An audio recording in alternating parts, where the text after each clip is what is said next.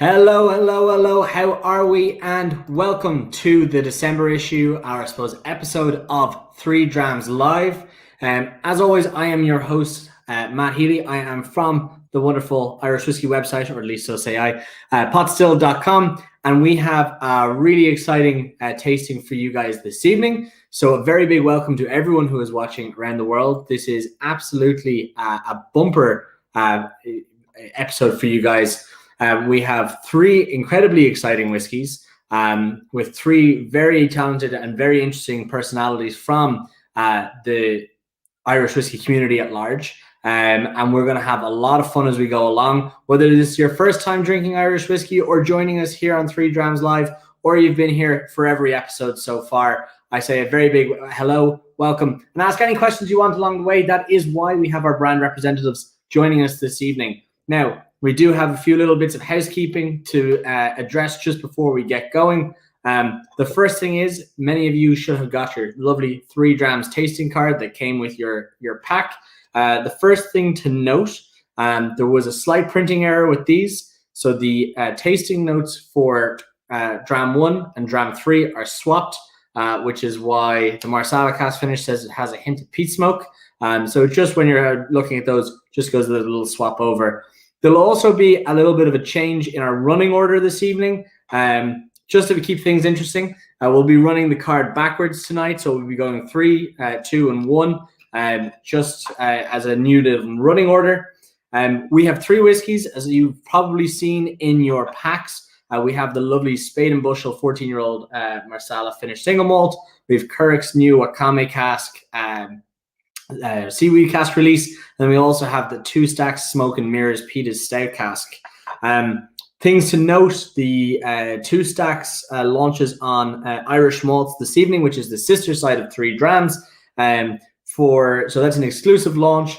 That is $49.95. And at the end of every episode, the guys from 3 Drams do send out an email with exclusive offers for all of the whiskeys you're tasting this evening. So do keep an eye out for that as you're going along. The Kurak Wakame cask was a launch exclusively with the guys from Irish Malts and 3 Drams, and there's still some bottles of that available, and I do believe that the Spade and Bushel has some bottles available if you go onto the wonderful world of irishmalts.com. There are a ton of people dropping in to say hi from where they are in the world. We have Bushmill Fiends who's coming in from Tyrone. We've got Galway. We've got Sligo. Shane McCarthy just saying sup. We've got some Corkonians in, Kilkenny, Flanders. So we're going to continental Europe, which is delightful. Back into Germany as well. So there's lots of people joining us from all over the world here. There's actually tons of comments coming in. So if you do have any questions, as I said, throughout the tasting tonight, do make sure to throw them in the questions section or the comments section, because we'll be delighted to be able to go through them with you. I'm delighted to see some technical difficulties, but they're coming all the way in from Cork. So fantastic. Oh, and here we go. Colorado Springs, Colorado. So we're getting some lovely international group here this evening. We're going to be having a lot of fun. But first things first, I know that virtual whiskey tasting is complete without what's the most important part, which is a little bit of whiskey. So as I said, guys, we are going to be tasting down the numbers this evening. So if you have your little 3 Drams plinth in front of you, we are starting off with number 3, which is exclusively launched this evening. That is the 2 Stacks Smoke and Mirrors Peated Stout cask. And I'm delighted to say that we have the wonderful Donal McLynn from 2 Stacks here to tell us all about it. So, folks, welcome to the show, Donal. How's it going? Thanks very much, Matt. Good. A little chilly in the pub here, but the heating hasn't been turned on. So, unfortunately, this is one of the pubs that has stayed shut over the COVID pandemic. So, yeah, but all good. I'm ready to rock. I'm excited. Good. I'm delighted. And it's funny, when I do these live intros, I'm never usually on my own for them. So it's nice to have a sounding board to bounce back on. So, as I said, we are launching this exclusively this evening through 3 Drams and irishmalts.com. But before we go about telling people where to get it, I think we need to tell people what it is. Donal, what in the world is Two Stacks, and what's in our glass? Yeah, well, I suppose I'll give you a small background in regards to us as a whiskey brand. This was set up by myself, Shane McCarthy, and Liam Brogan, my two business colleagues. Were involved with another company called Ireland Craft Beverages, and we've been kind of involved in the curation and export of independent whiskies, beers, all in the craft side of how it's produced, all from Ireland, and we've been doing this since 2014. And we've been exporting to countries in the Middle East, Asia, as far as America, all over continental Europe. So, as I said, since 2014, we've kind of had our ear to the ground in what's going on in the industry, be it craft beer and cream liqueurs, whiskey.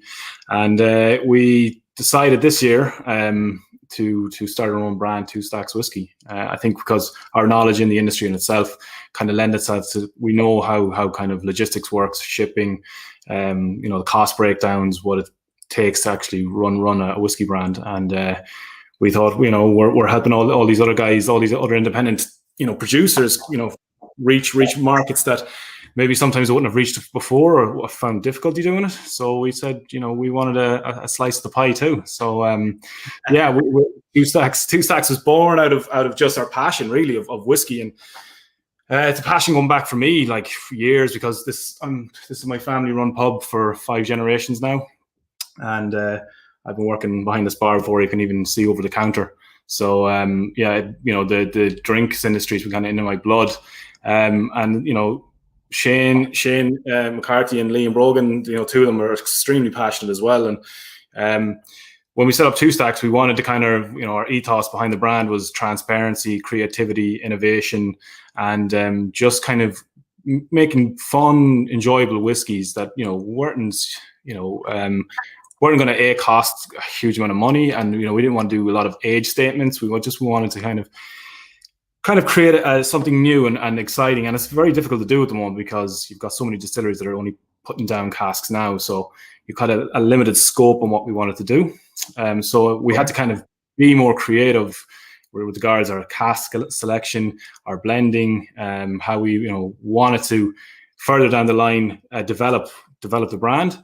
And so since this year, we've been quite fortunate to get our hands on some good liquid already from some prestigious distilleries that we can't mention yet. But the stuff we have released is from Great Northern Distillery. And what we have in our glass tonight is an exclusive release up through Irish Malts tonight. They will be selling 100 bottles just tonight until there's a further rollout in January of as a core expression. And you guys are the first to taste this, and it's even a whiskey that even my own palate hasn't really had time to get to experience, because it's brand new. The guys Shane and Liam were actually up at Cologne Distillery, which they co-own along with Brendan Carty, and they're actually bottling Smoke and Mirrors today because we only had the labels printed today. So they're printing, bottling, and sealing, boxing all the. Hopefully the delightful consumers who want to buy a bottle of our good folks at Irish Malts. Exactly. So this is just an example of some of the Two Stacks labeling, but most notably, you've quite got a very interesting back label that shares a lot of information as per the blends. This isn't the exact what we're tasting right now. That's just to give you kind of an idea. And it's an interesting turn and a very interesting idea, like you said, in the transparency point of view for independent bottlers. And I think that's kind of very cool. And I already see that it's been mimicked by some other brands in the market already. And it's you guys are only on the market for a couple of months at this point. Yeah, I mean, look, if people want to mimic or take ideas from what we're doing, then. And if it is about transparency and giving the consumer more knowledge behind the brand, then we're all for it. I don't think anyone should hide behind their liquid, and I think the more information provided on the bottle, I think the better for consumers to decide what they want to drink. And so, yeah, like you said, that's always going to be, unfortunately, I think with some of the still label requirements, we can't put all the information we want in regards to the distillery or the makeup, the percentage of the blend, or what year what year it was aged, all this kind of jazz. So, yeah, we have to do with what we have at the moment. But I know there's a couple of advocates out there, i.e. Brendan Carty, blowing the war horn for us all. So, it's. But I think it's one of our pillars in regards to our brand. It is transparency and telling consumer what's in the bottle. And the Smoke and Mers is no different. It's 10% double malt, ex bourbon. It's in the glass right now, yeah. Yeah. So in the glass now. So if anybody, if they want to have a wee pour, so it's 10% double malt, ex bourbon. It's 30% triple malt, peated, ex bourbon. And 60% triple malt ex bourbon that's been recast into Imperial Stout cask for about three months, I believe. And the Imperial Stout cask, they come from the White Hag Distillery here in Sligo. Actually, I should mention this pub, McLynn's pub, is in Sligo, so it's a kind of a whiskey closer to home than some of you. So and it's it's our first single malt. It's our first kind of real peated whiskey. If you guys want to give it a nose, you'll kind of pick up, but it's more of a sweet peat. It's not really in your face type of peat, which I find is quite a delicate. I'm starting to pick up like quite a bit of lemon peel, and there's also a little bit of pear, kind of pickled pear in the background. Kind of vanilla custard, kind of bready. But I find it really, really like delicate and gentle. We didn't want to make a whiskey. We didn't want to make a single malt that was too in your face, like we didn't want to punch you. We wanted to make it a bit more light, a bit more enjoyable, a bit kind of just easier to drink. And it's not. I think also people in Ireland, I think consumers in Ireland are a bit scared of as you know, Matt, it's probably a bit scared of the whole peated element in whiskey. Well, I think Sean O'Neill coming in and saying sweet peat. I think you're bang on the money there, Sean.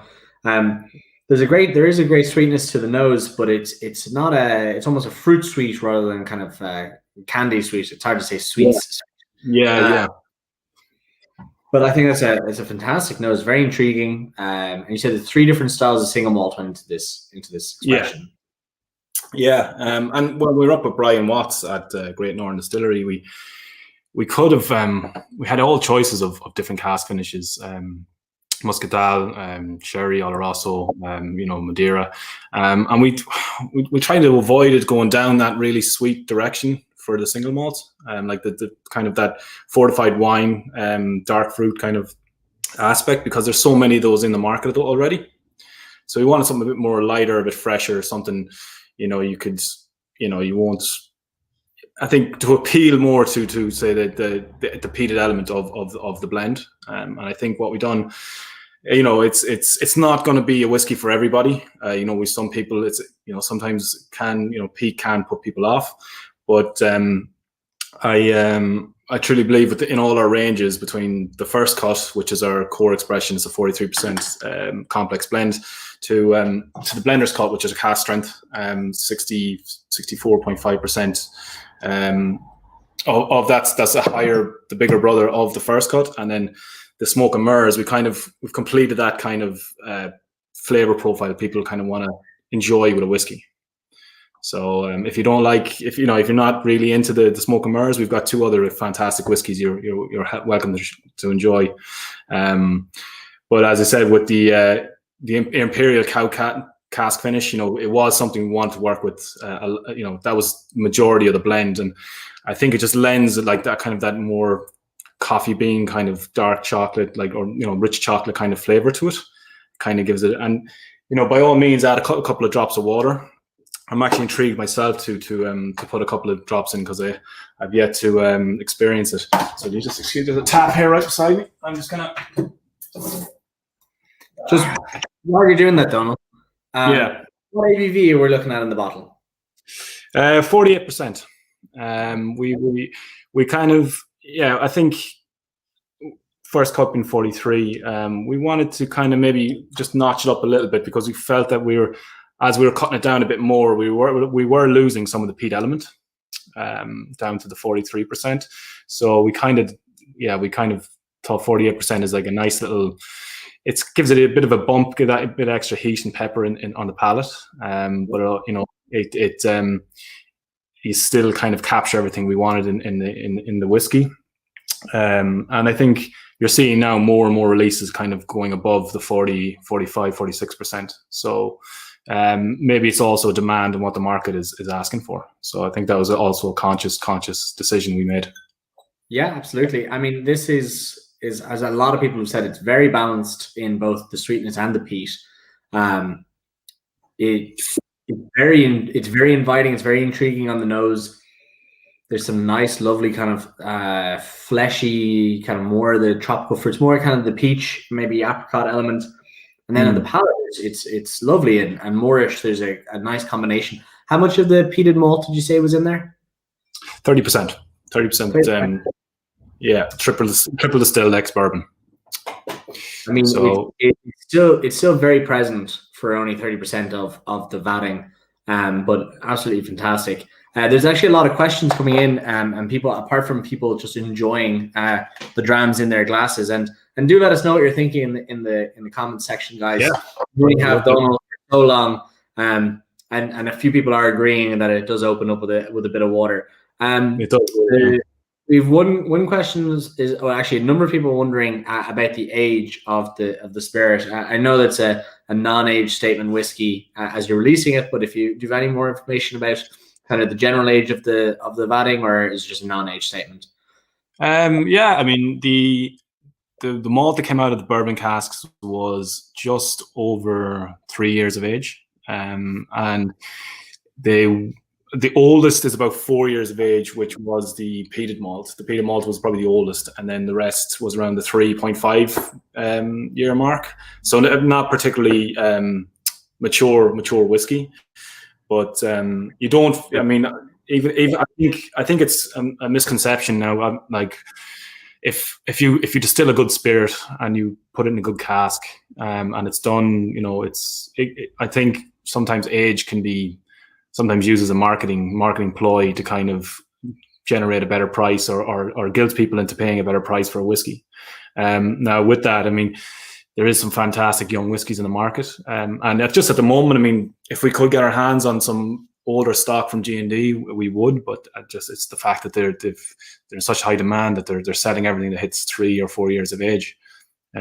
So obviously the plan for us in the future is to, buying new make spirit from a variety of distilleries and aging in our own casks up at Cologne. And we want to expand the bonding facilities there, so we kind of have our own operation. But yeah, but even for a young whiskey, I mean, it holds up to itself pretty well, if I do say so myself. But I'm always, some people might, it'd be good to know let people know what they think of the blend.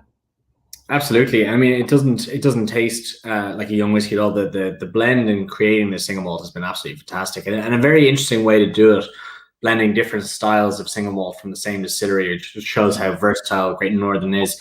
So, pardon me. So I know that we're kind of coming towards the end of our time with you, Donal. We do have, as I said, 2 more guests going along.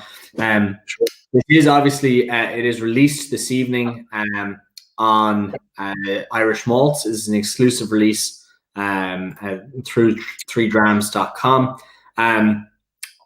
As I suppose the brand goes forward, you're looking in terms of the Ireland, one of, I suppose, the kind of European style independent bottlers. Is that the kind of idea, laying down spirit across a number of different distilleries and releasing different expressions as they kind of come to fruition?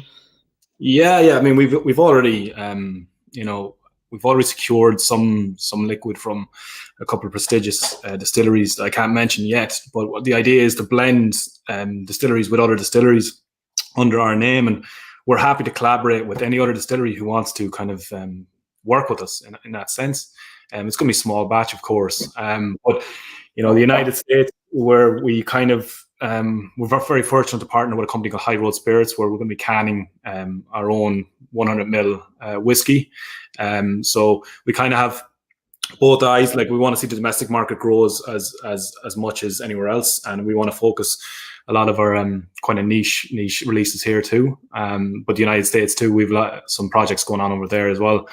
And over time, obviously, yourself, Matt, being in the whiskey industry is not a cheap endeavor. It takes a lot of equity to lay down casks, to keep it there, and just manage it all. So we need, the likes of Smoke and Mirrors, the first cut and Blender's cut is going to be our bread and butter, and that's something we want to kind of nurture as best we can. So we have the financial means to kind of open up bigger opportunities in regards to like experimental cask series. So it's the first 6 months have been a bit of a roller coaster, obviously with COVID. People probably thought we were a bit crazy releasing a brand in the middle of a pandemic, but we've seen an amazing reaction to both first releases of Blender's Cut and First Cut.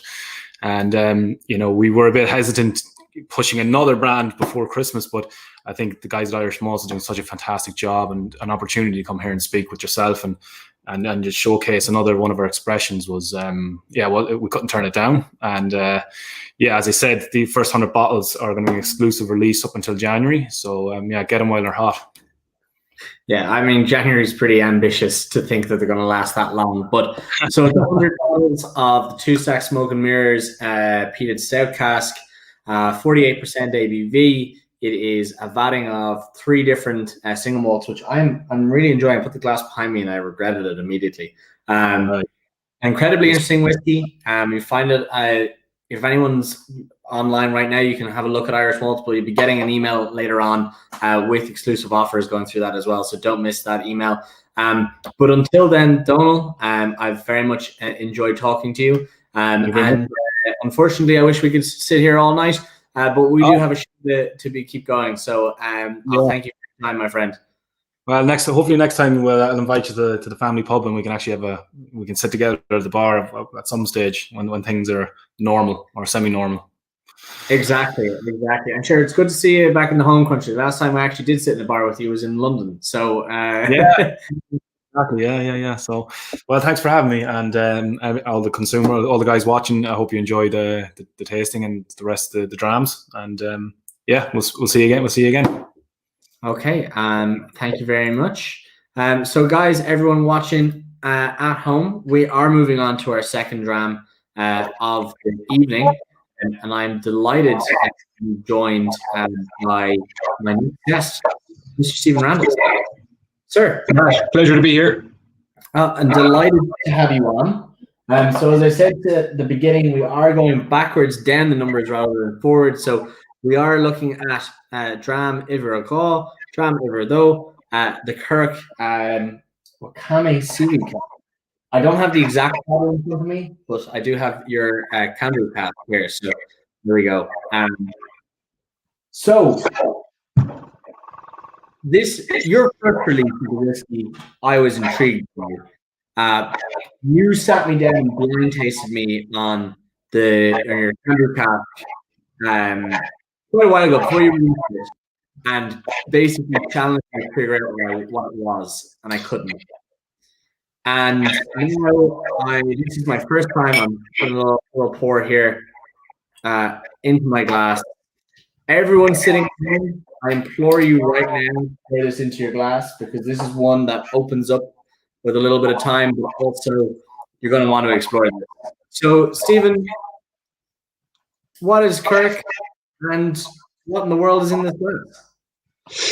So thanks, Matt. Thanks for having us on. Delighted to be here tonight, and delighted to be showcasing this particular product to everyone out there. So what's in your glass tonight is our latest Currach single malt Irish whiskey, Wakame Founders release. And this is a cask strength single cask, and it's one of our Founders Edition bottlings.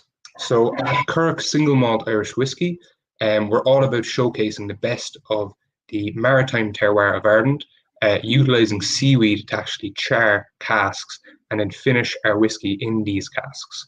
So how it all started, and I suppose the story to our Founders Edition series, is we came up with this idea that we actually wanted to influence and enhance Irish whiskey utilizing seaweed. And we had no idea really how we were going to go about this process. So we took, I suppose, inspiration from the culinary world, and seaweed is used an awful lot in cooking these days. And what we noticed is that seaweed in its raw, fishy, oily state isn't all that enticing. But seaweed, when it's actually cooked or charred, releases completely different flavor profiles and aromas. And we thought, wouldn't it be interesting if we could partner these cooked seaweed flavor profiles and aromas with single malt Irish whiskey characteristics, those vanillins, toffees, and caramels. So we had to test our idea. So we got some virgin American oak casks from the Kelvin Cooperage in Kentucky, brought them to West Cork Distillers, where we proudly contract distill all of our portfolio. And what we then did is we partnered with guys in Quilty in County Clare. We partnered with a 4th generation seaweed harvesting family called the Talty family. And what they do is they sustainably hand harvest organic Irish seaweed for us. So what we did, this is about 1.5 years ago, we got a number of different seaweed varieties off the Talty family. And we brought it down to West Cork Distillers. And what we did is we charred a number of these virgin American oak casks using different seaweed varieties. And the way we actually did it was quite an intricate and interesting process, Matt.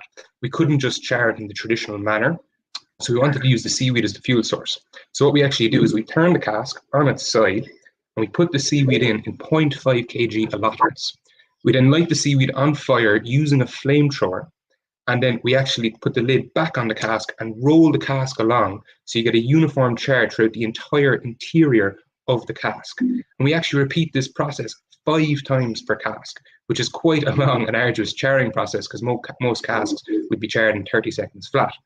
So we did a number of test casks and we left them sitting in the warehouse in West Cork Distillers, and we came back 3 months later and we tasted each of the individual casks. And we were quite nervous at this point in time because we didn't know if our idea was going to work or if there'd be any different flavor profiles and aromas. When we tasted each cask, each having been charred with a different seaweed variety, the abundance of flavors and the variety of flavors coming from each individual cask was absolutely stunning. And we realized we're onto something here. We have a viable product because not only did the seaweed flavors marry with the Irish single malt whiskey flavor characteristics, but they actually lifted up, elevated, and accentuated those single malt Irish whiskey characters and brought it on to another level. So the first product that we released was our Currach single malt Irish whiskey Atlantic Kombu seaweed cask, which is a brown seaweed variety. And the reason we actually put that out there first was we felt it was probably the most democratic. It had beautiful kind of Arabic roast coffee, salted caramel, dark chocolate flavors, as well as savory umami flavors. But the one that we felt would be the most interesting to us, and the one that we felt the whiskey aficionados and whiskey enthusiasts would really like to sip, savor, and taste was the Wakame. Because the Wakame adds this really unique, briny, coastal, maritime element to the whiskey, unlike anything I've ever tasted in Irish whiskey. It almost adds like kind of a briny, Scotchy style element, an unpeated Scotchy style element that marries beautifully with all of these kind of tropical fruit flavors. So I think I'll start going through maybe the tasting notes, Matt, because I think a lot of people are already diving in, as I can see in the comments. Everyone out there. So for me, on the nose, straight away, you get a lot of like toasted oak.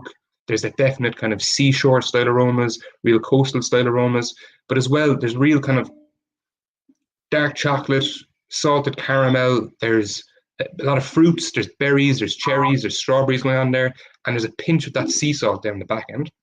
So say, slant it and have a little sip.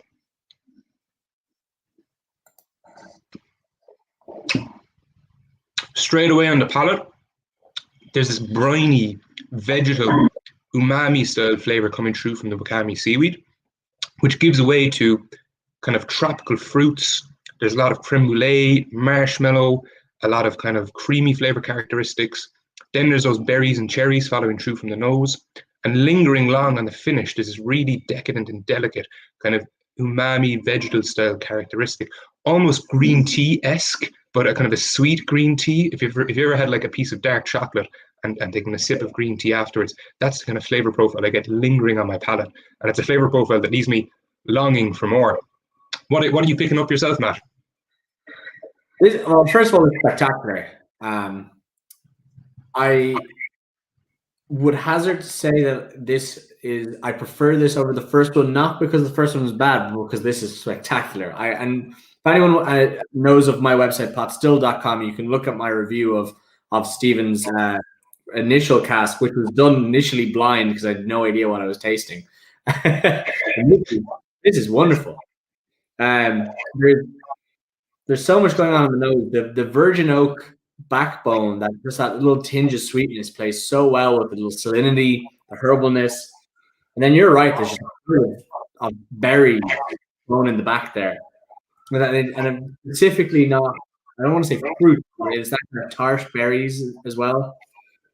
There's a real sweet and salty dynamic going on. It literally, if I was blind tasting this, I would be really unsure. Was I tasting an unpeated Scotch that had been aged by the sea, or was I tasting a 16-year-old really tropical fruit, coolly distillate?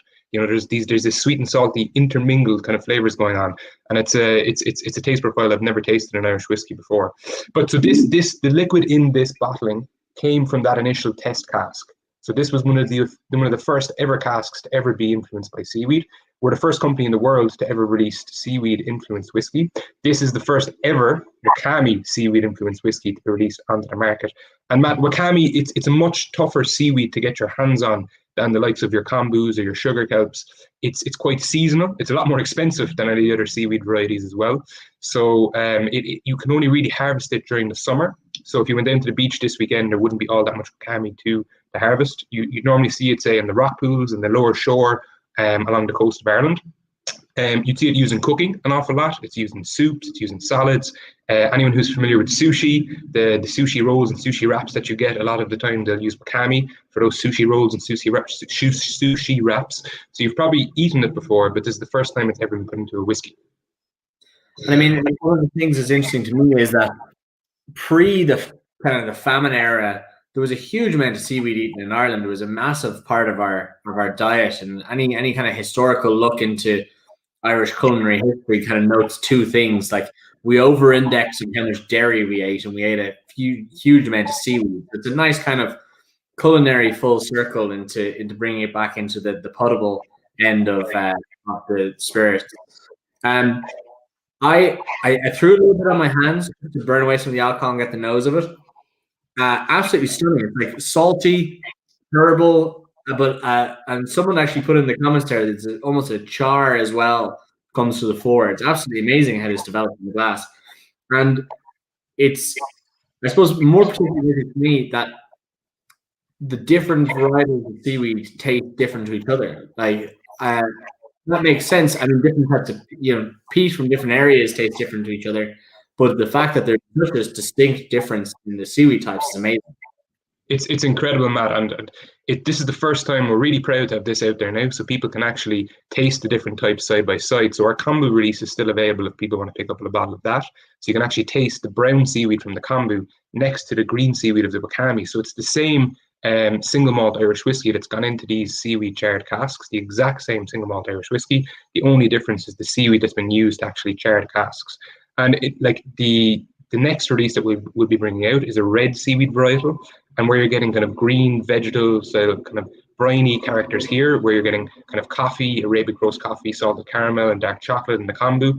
The red seaweed varietal then kind of brings on this kind of roast chicken skin, salty, savory dynamic, which is just absolutely incredible. To taste the three whiskeys side by side, you'd never think it was the same single malt had gone into each of them.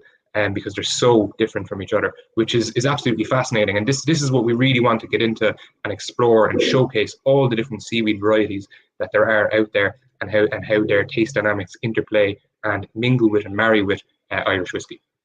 Yeah, absolutely. And I mean, with the founders casks, so it's essentially you had different whiskeys, or so the same whiskeys put into different casks with the different seaweed varietal types. But when are the core range, I suppose, expressions coming out?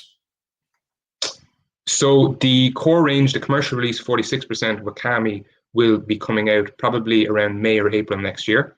So we're really looking forward to that.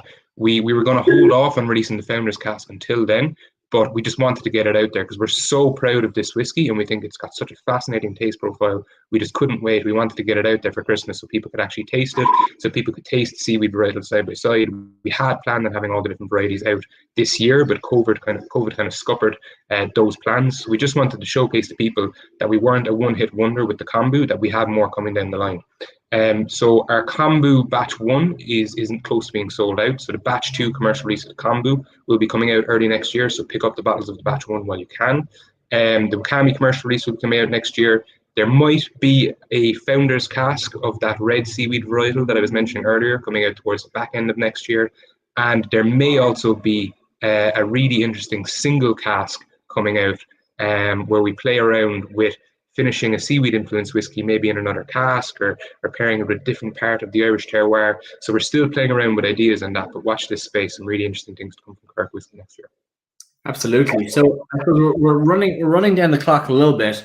I'm also intrigued to find that the questions have kind of spiraled a little bit, much more into people being very perplexed and intrigued with the flavors. So I think this is really quite a sensory first for really anyone who's tasting it, which must be quite a fun scenario for you looking in the whiskies. But if anyone in the comments does have a question to ask Stephen before we wrap up on the Currach, please do get your questions in, and I'm sure they'll be able to ask if there's extra questions. I'm sure Stephen, you'll be able to catch them in the comments afterwards as well. As with the previous with Donal, the questions are coming in on the age of this whiskey, Stephen. If you have a declaration on it. Yeah, so it's a non-age statement whiskey, Matt, and I can tell you it is a relatively young liquid that goes into the seaweed charred casks, and that was a conscious decision on our part because we really wanted the seaweed and the seaweed charred casks to do the talking here. So we wanted more of a blank canvas of a whiskey to actually go into them.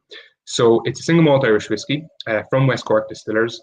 We had strict specifications in that we wanted it to be made from 100% Irish malted barley, predominantly sourced from the southeast of the country, that it had to be triple distilled, and that it had to be non-chill filtered, no caramel colouring, anything like that added. It's about 3 to 4 years old before it goes into the seaweed charred casks, and then it spends 3 to 4 months in the seaweed charred casks, depending on the time of year. But what I think you'll see in the actual liquid itself, Matt, is that the finish in the seaweed charred virgin American oak casks adds a complexity and a depth to the actual liquid that makes it taste more akin to a 10 or a 12-year-old single malt. Like tasting that, you would not think that was a young whiskey. And even if you look at the actual colouring on the liquid, it's so dark and colourful. There's been no caramel colouring, nothing added to that. That is the liquid in the raw state that came out of the cask at. So it really makes it taste much, much older. We hopefully in the future will start playing around with older age statements finished in seaweed charred casks as well. But we just want to get our commercial releases out there first and foremost and get ourselves up and running. Yeah, absolutely. Honestly, it's very unique and interesting whiskies, and for anyone who wants to explore the range, obviously available on Irish malts. I actually don't have a price point for this one, Stephen. If you So I believe there's only a limited amount of them left, and there was only 220 bottles ever released. The price on this is €110. So go out and get your hands on it fairly quickly. Once it's gone, it's gone. We'll never do another Founders Wakame cask strength release. So go out and get your bottles while you can. Exactly, and important there as well. Cask strength, so 58.4% ABV was at the 58.4%, exactly what it came out of the cask at. And look, it is for anyone out there who it's their first time trying a cask strength whiskey. I'd recommend trying it first and foremost, as it is neat at the cask strength. And then after that, maybe add 2, maybe 3 drops of water, and it'll actually bring out more of those berry, cherry style characteristics and tropical fruits as well. So don't be afraid of adding a drop of water to a cask strength whiskey. Absolutely. Great. One last question in from Alan McAvoy. He wants to know, are there any other natural ingredients you're planning on playing around with? He's saying any interest in foraging in the forests instead of foraging on the seashores? We won't go foraging in the forests, but we are looking at other elements of the Irish terroir that we could eventually partner with the seaweed. But that we're still playing around with a number of different ideas. it won't be as off the walls as seaweed. It might be something that's already influencing whiskey in a different manner. If you understand where I'm going with this. So we are looking at different elements of the Irish terroir and how they could potentially partner with seaweed in a particular whiskey. But all of that is still at trial stage. There's nothing that's ready to go forward. So nothing in 2021, but I'll never say never, because myself and Patrick Shelley, the founder, we're always coming up with completely different, crazy, innovative ideas as to how we can influence a different spirit category in a different way. We said we'd never do a whiskey, and here we are today talking about Currach and our third iteration of the Currach brand. So I'll never say never. There's some interesting things to come from us down the line. Absolutely. Well, Stephen Randles, I very much appreciate your time. Make sure to check out the Currach single malt on Irish Malts. And sir, thank you so much. I very much appreciate it. And thank you for an absolutely intriguing and delicious whiskey. And Matt, can I just say thanks very much to John and Robert O'Donovan, the guys behind Drams. They're putting on an absolutely incredible service for the people of Ireland here to be able to get out and actually taste all of these amazing whiskies before having to go and actually commit to purchasing a bottle. They're doing great things, and I know John has become a bit of a celebrity around Ireland after his late show appearance. Can hardly get him to answer the phone. But thanks to the guys for putting this together, and thanks to you for having us on. And thanks to anyone out there who's ever bought a bottle of Currach whiskey. We really, really appreciate it. Sláinte. Well, okay. So, folks, that brings us tidily to our final whiskey of the evening, which initially would have been dram number 1, but we are going to be moving up from the south coast of Ireland all the way to the west coast of Ireland with Connacht Distillery. So, Mr. David Stapleton, how are we doing, sir? Hey, Matt. How's it going? Not too bad at all. A delight to have you on the show. Yeah, good to be here. A bit of a speed wobble this evening. I know I was up number 1 in the lineup, and I got moved from 1 to 3. So we had a very special 16th birthday in my house tonight that literally had to slightly take a bit of precedent. So but good to be here. Delighted to be here. That's okay. Well, I am delighted you're here because I've just managed to pour a wee sample of your 14-year-old Spade and Bushel, which is your Marsala cask finish, I believe, single malt. Yes, that's right. I am just thrilled. You know me, Dave, and if anyone is out there has seen any of my platforms of pot stilled, I am a big fan of your whiskies. I am intrigued always about what you're doing over in Connacht. So please, for anyone out there that doesn't know you and the Spade and Bushel range, can you give them a little, a quick download on what I suppose you guys do and what you stand for? Okay. Well, I suppose so. We are classic case. We're reinventing the heritage of distilling in Mayo. So we're based in Ballina, County Mayo. It's the first distillery in the region in. Last time I looked at it, or when I did the research, it was the Livingstons in Westport back in the 19th century. So there's been, not unlike the history of Irish whiskey, where it went from boom to bust, and it's now going through the whole Renaissance. Mayo has experienced that, and we're excited to be part of that in the west of Ireland. So kind of cool thing to do, real, so it's fantastic for us in that capacity. This year we started distilling in 2016, and this year was going to be the year. Connacht was coming out this year, and it was just going to be epic. COVID threw a bit of a speed wobble on that. So 2020 isn't where we want it to be. 2021, it's going to be a lot of activity, and in terms of our own inaugural releases, and we have a lot of great things planned that just got shifted by 12 months. But what we've done, and Matt, specific to the transparency issues that we've always been, I think everybody's been talking about, letting people know that if you have an independent bottling or you've done something, with the whiskey from another distillery, let's throw it out there. Let's be absolutely transparent. Let's be clear about the whole thing. And what you have here, folks, is so this is our 14-year-old single malt. And ultimately the origins of this is this whiskey has been with me literally since there was dust in the distillery while we were in construction. right? Our first distillations were in 2015, but I have this whiskey since our first distillations 2016.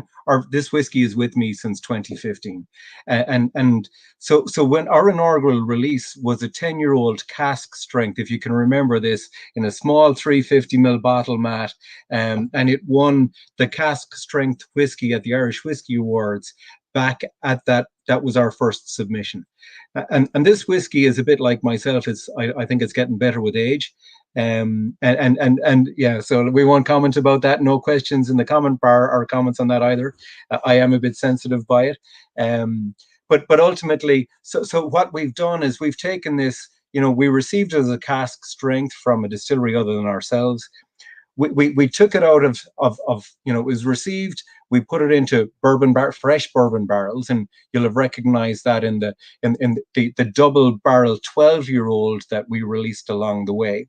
And then we took it out of the second bourbon barrel and we put it into sweet Marsala casks from the Florio vineyard in Sicily. And it's been resting in those particular casks for the last 2 years. So what you have is, from our perspective, you've an award-winning cask strength single malt Irish whiskey that's now been reinvigorated with fresh bourbon and even invigorated further with the 2 years on Marsala.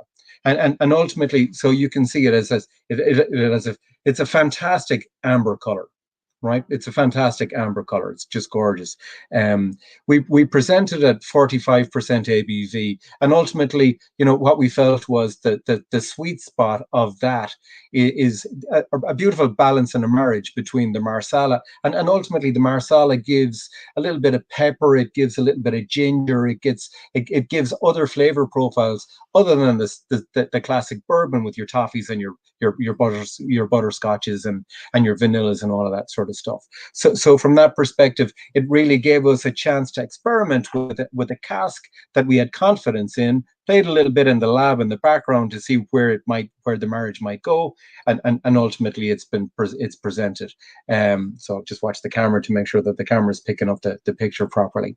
So I'm not sure if people have got ahead of us in the context of the tasting, but ultimately, if we get into that nose, and I suppose let's just say, it has fantastic legs, non-chill filtered, no color, no anything. What you see is what you get. It's pure in its natural state. So if you look at it, if we work on the nose, you definitely get oak, right? The oak is, you can't miss it. I get a little bit of ginger, I get a little bit of citrus, I get a little bit of, it's got that fruity undertone that's just popping through, in the context of the nose.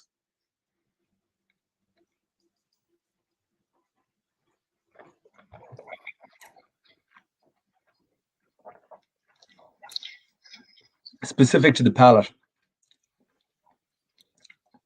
you get roast coffee. I get dark chocolate. I get roast coffee in there.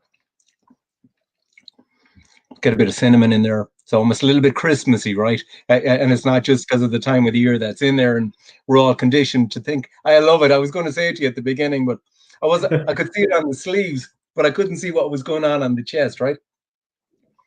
But a little bit of nutmeg and a little bit of clove, right? So you definitely getting those kind of winter spices coming through in terms of the palate.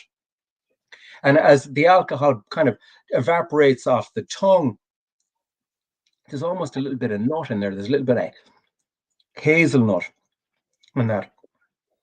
Now, you're far better at explaining taste and flavor than I am. I've sat beside you many times, and I just had to shut up and take notes. So in the context of your descriptors are far more expert than mine.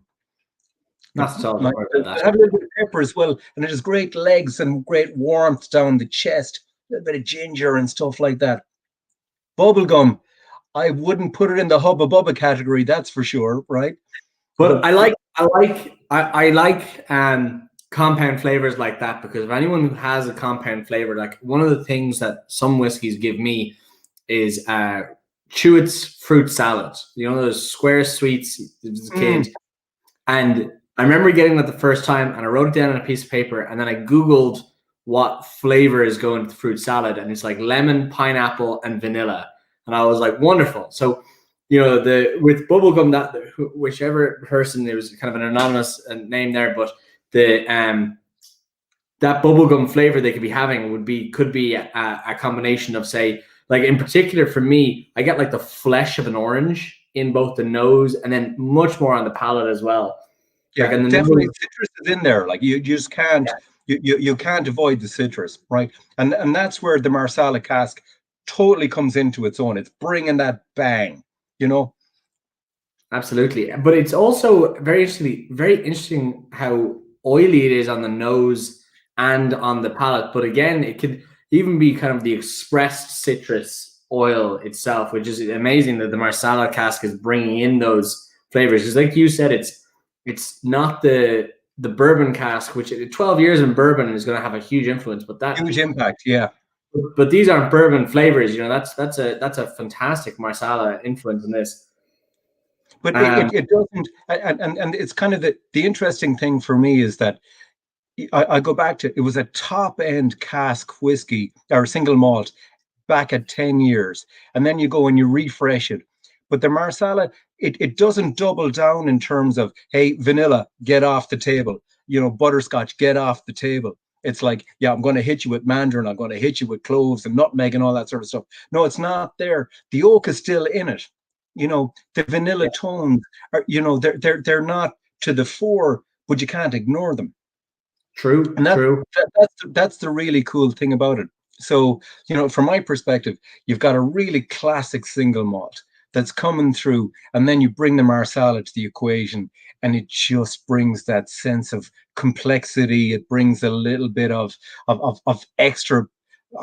It's punch, or it's interest, it's intrigue, all of those things for me, which I absolutely love this. So yeah, this is, it's a limited release from our perspective.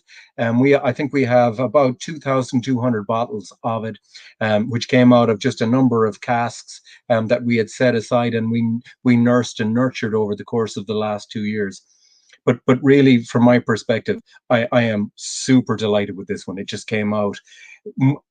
We kind of a bit of a voyage of discovery. We didn't know whether the finish might take 6 months or 9 months or 12 months. And that's generally in the realm of a finishing cask. But we left it, and it just kept bringing more to the equation. And let's not let it stop. Let's make it go further. And then with your cask, because there's always a tipping point. You just don't want it to literally flip over to the point where you've lost it. And I think the lads at the distillery have done a really nice job just making sure that the balance is there, the complexity, the sweetness on the front, as it moves back through your palate, it just maintains its interest levels. And that's what I really like about it.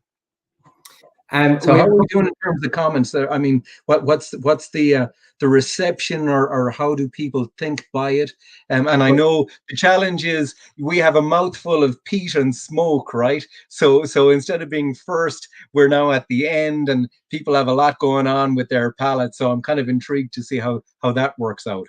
Yeah, and everyone who is tasting along at home, not only do you have the opportunity to ask David any questions you have about the distillery or this release, let us know what you're tasting in there as well. Like David, you said, we've had a lot going on, but this is definitely cutting through for me very, very effectively. One question we do have, though, is what the recommended retail price on a bottle of it. I think it's on Irish Drams for about 70 quid in and around. So what we wanted to do is like our okay, and this isn't a criticism, it's our strategy ultimately. What we want to do is, we're a new brand. Okay, and we're trying to do new things, and what we want to do is we want to bring people on the journey and get them interested in what we're trying to do. And Matt, you've bought into that sort of stuff. I know you love our ballyhoo, and you've been a great advocate for us, right? Yeah, everywhere it goes, it's either attached to your hip, or it's over your shoulder, or it's behind your head.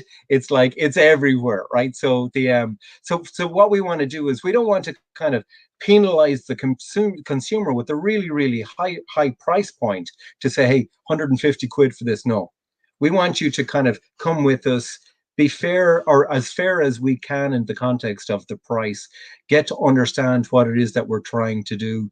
We released the Amarone, as you know, and again, top end whiskey, much younger. But again, we tried to keep the price point favorable. So there's the risk reward strategy for our consumers is that, you know what, it's worth it. It's absolutely worth it. Right. Yeah. And we won't let you down. What we're doing, I think, is, you know, the essence of it is quality. And we're trying to be fair to the consumers to say, hey, give us a chance. And you won't be sorry.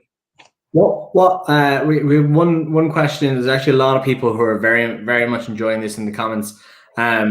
They have one question is whether or not people will be able to purchase a cask of Connacht whiskey in the future, or if that's something that we'd be looking at.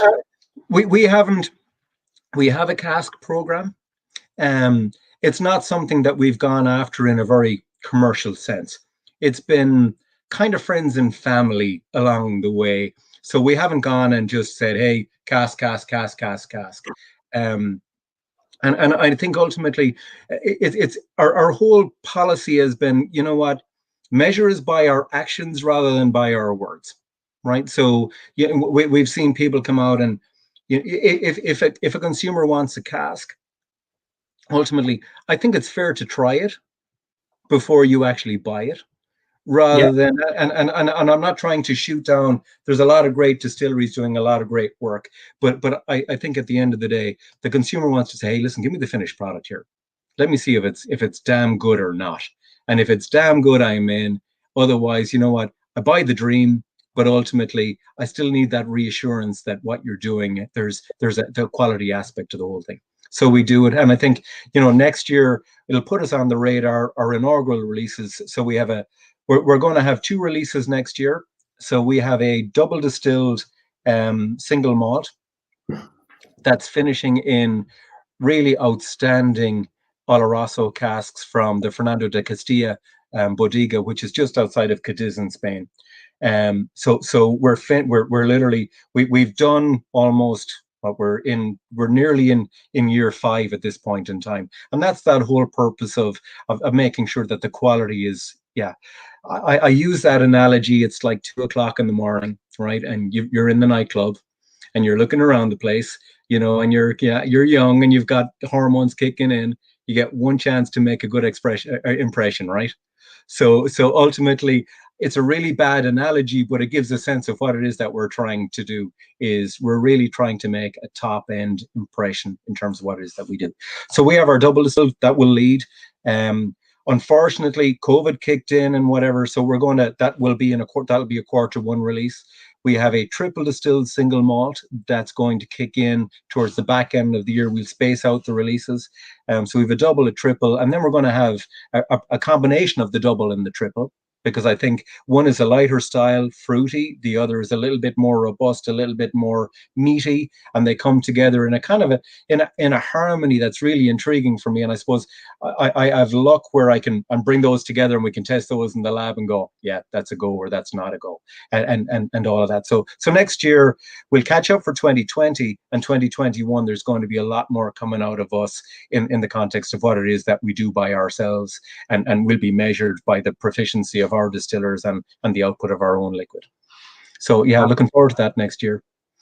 Absolutely fantastic. A lot of people commenting in here that you've got a great passion for your distillery and your products. Yeah, and considering that my background, I'm a manufacturing guy for everybody. My background is microelectronics and pharma. So what I will say to that is that in the context of the passion, I kind of had some side interests along the way, right, which might have been happening late at night or on a Friday night or a Saturday night, and I managed to develop a little bit of a palate and a little bit of a passion and a little bit of an interest, and ultimately it's really cool for me to be able to present to everybody here, you know, the Spade and Bushel, which is something that, yeah, we're proud of, and all the other stuff that we've cooking in the background, which is going to be really cool. Well, David, I really appreciate your time. Thank you for jumping out of your family's 16th birthday. Pleasure. Absolutely. Pleasure. And thank you for sharing this whiskey with us. And if anyone is looking for it, have a look on irishmalts.com, and do keep an eye out for the email you'll all be getting a little bit later on. I'll say goodbye to everyone, but David, for the moment, I'll say goodbye to you. So thank you so much. Sure. Pleasure, Matt. Thanks everybody for attending. And like Stephen said, mucho gracias to John and the lads for putting this together. I think it's absolutely fantastic. It's given young brands like ourselves a platform to talk to the world and engage with people that we mightn't have that chance to do. So yeah, hugely appreciative of that opportunity. It's absolutely fantastic for us. All right. Thank you very much, David. So to everyone out there watching, do let us know in the comments what was your, I suppose, winner of the evening. Do let us know what your thoughts were overall, because there were 3 very different and very interesting whiskies, working on very different ways of producing whiskey. As everyone said, we do have a lot to thank with John and Robert O'Donovan in the background, who are the masterminds behind irishmalts.com and 3 Drams. I am merely here to facilitate, so I have to pass everything that goes on and all of this, getting it to your door. I know that their lives have exploded in since being on the Late Late Show, so they've been absolutely fantastic to be dealing with, and getting all of these packs out to a huge amount of countries around the world, which is just fantastic. But I thank you all for watching along. One of the great things to see is I know the numbers haven't really dropped throughout the watching this, so I'm delighted to see that. I don't know if John wants to come on and say anything, but I'll give him the moment. That's okay. He's giving me the big thumbs down in the background. He's letting me close out the show, and that's okay. So from myself, and I hope the guys, the O'Donovan brothers, don't mind me saying, from the 3 Drams team, a very big thank you to everyone out there. I'm seeing so many people saying what their favorites were for the evening. Do put it in the comments, and we'll tot it up for ourselves, even just for a bit of fun, just to see. But remember, you'll find everything on 3drams.com. You'll find everything on irishmalts.com, and you'll be getting an email. And also keep an eye out for the January tasting, which is going to be a hell of a lot of fun. But until then, for myself and the guys in 3 Drams, thank you to all of our guests. Thank you to you guys. And really, at that point, guys, sláinte.